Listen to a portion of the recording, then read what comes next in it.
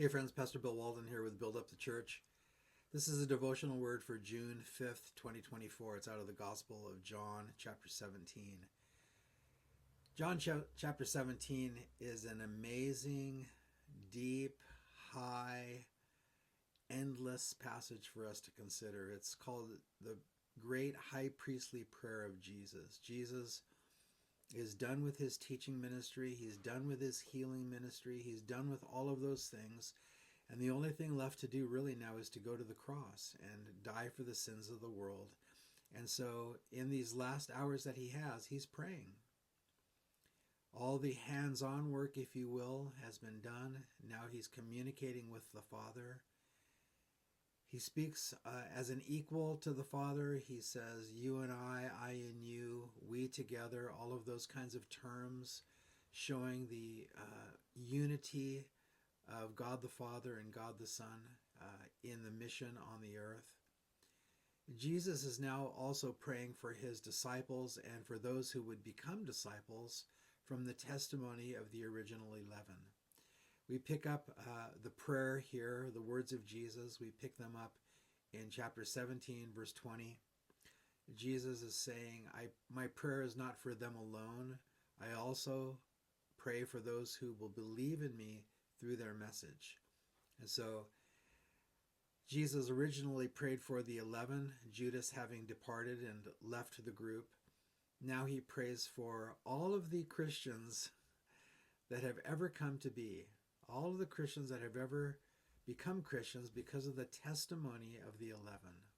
What an amazing legacy those men had. So he prayed for them. He prays for us.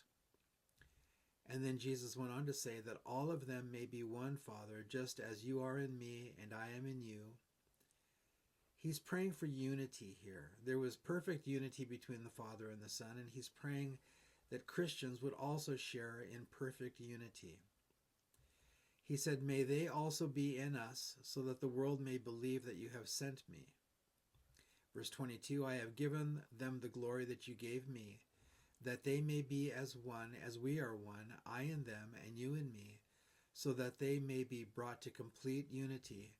Then the world will know that you sent me and have loved them even as you have loved me. How do we even begin to approach these words? They're so high, they're so lofty, they're so heavenly, they're so otherworldly. What I get out of this passage, just one short view of what's happening here, one snippet of understanding of what Jesus is saying, that he wants us, the us being Christians, he wants us to be in unity. Now, unity is very different than uniformity. Uniformity is that we all look the same, we all think the same, we all act the same regarding everything. Jesus is not saying that he's praying for uniformity among us. He's praying for unity, and it's unity based on love.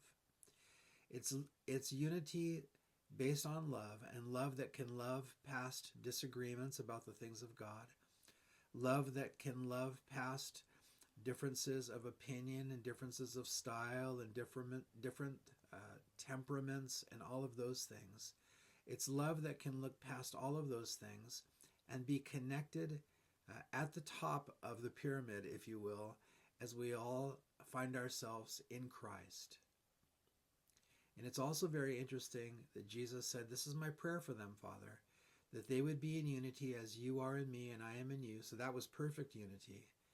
And that's something that we as Christ followers want to strive for, disregarding in that degree, disregarding our denominational differences, our differences of eschatology, our differences of style of ministry. If you're a Christian and I'm a Christian and we can both say Jesus is Lord, then there's unity there, and we don't have to be practicing uniformity. And then Jesus even goes another step further. He says, when they are there in that place, Father, when they are in that place of perfect unity, then the world will know that you sent me and that you have loved me. So Jesus is inviting the church to be judged by the world. He's inviting the world to judge the church through what? Our love for one another and our unity one with another, in spite of all of the differences. Now, there's many reasons that people will judge the church wrongly. They misunderstand what we believe. They misunderstand our dedication to Jesus Christ. They misunderstand the fact that we don't want to live like we used to, and that we don't approve of everything that's in the world. And so the church can be wrongly judged in lots of ways, and is wrongly judged in lots of ways. But here Jesus is inviting judgment, if you will, evaluation, coming to an opinion. Jesus is inviting all of that from unbelievers as they look upon the church, as they look upon Christians, and see the unity that we have together and love that we have for one another. Once again, not uniformity. Uniformity is easy. I love you because you're like me, and you love me because I'm like you, and it's not difficult at all. But it's very difficult when we have to work past differences of opinion, differences of style, and differences of temperament, and what kind of Bible you use, and which day of the week do you meet, and what do you believe about spiritual gifts, and what do you believe about prophetic things, and all of those things. And those are extremely important to me as a pastor, and they should be to all of us, but they are not more important than unity that comes from love, and love that comes from unity. And then Jesus said, may the world judge his church based on that. So if you're a Christ follower, if you're a Christian, let's keep that priority at the top where it belongs. That's what Jesus prayed for us. So some things to think about. Thanks for watching.